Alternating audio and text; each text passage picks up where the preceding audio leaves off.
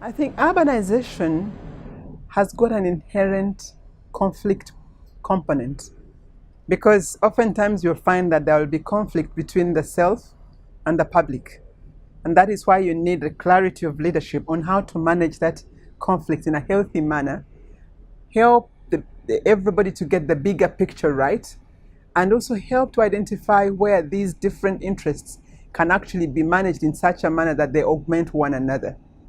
And so, just to give you a specific example, if this area is designated as urban, there has to be a level of agglomeration, a level of a number of people together, which means that the more we get together, the more I want to know what my territory is and how I'm going to defend it from your own interruption or like intrusion. So it's important that leadership designates the public space from private space, and there is rule of law to uphold that and also to protect the private space. Cities are systems inside global system of cities, but to manage city we have to work with different systems.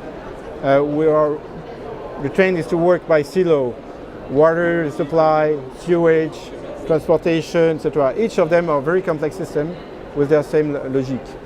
And to manage a city, and the role of the planner is to put all that together in an integrated manner. In Rio de Janeiro, they spend 70% of their public investment, capital expenditure, public investment, in transportation because it is a monocentric city.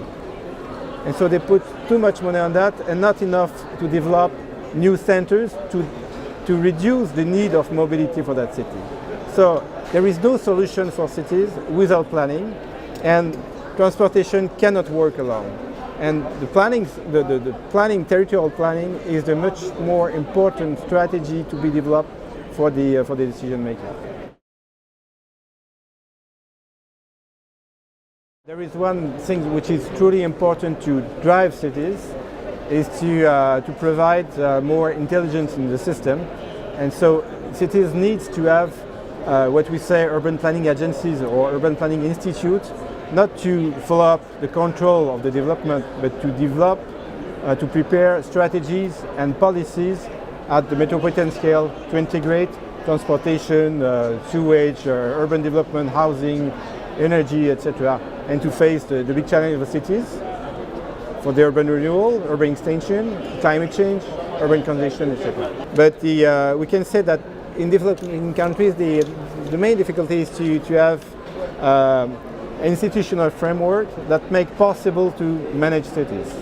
And for that you need laws, you need technical competencies, not only politicians.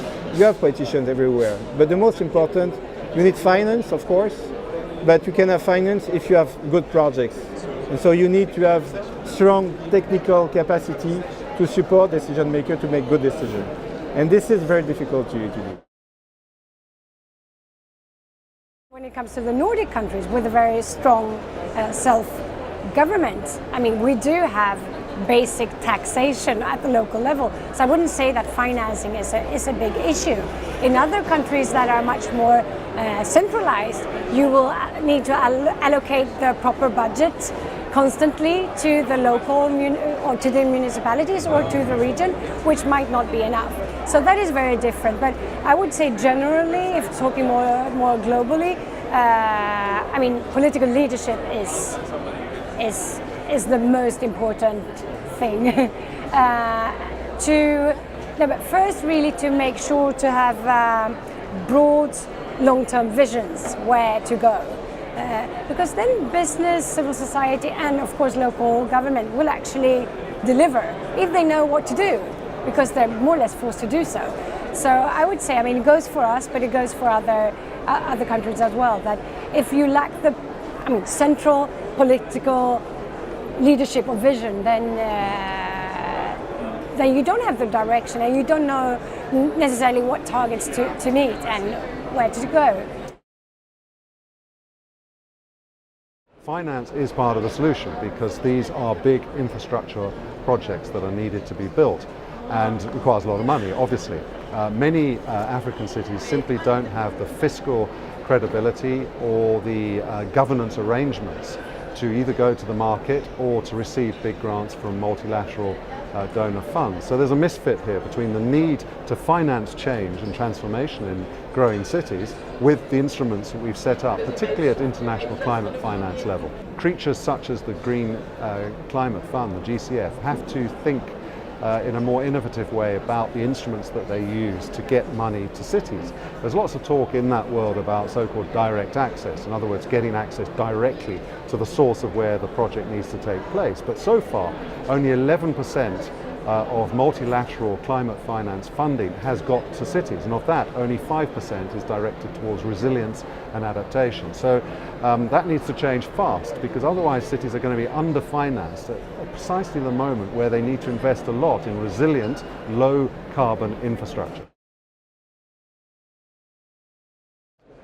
Another problem is the politics of this, and we have to be, we mustn't be naive about this. In many African countries, the national government is dominant, and quite often you get a situation where an opposition politician is the mayor of a city, and the national government gets a little bit concerned about the political power that is accruing to that mayor and his or her city. Good example of this was Dakar in Senegal a couple of years ago, where just 2 days before the city was about to issue a $40 million green bond to raise money for the city to do infrastructure, the national government brought it to a juddering halt.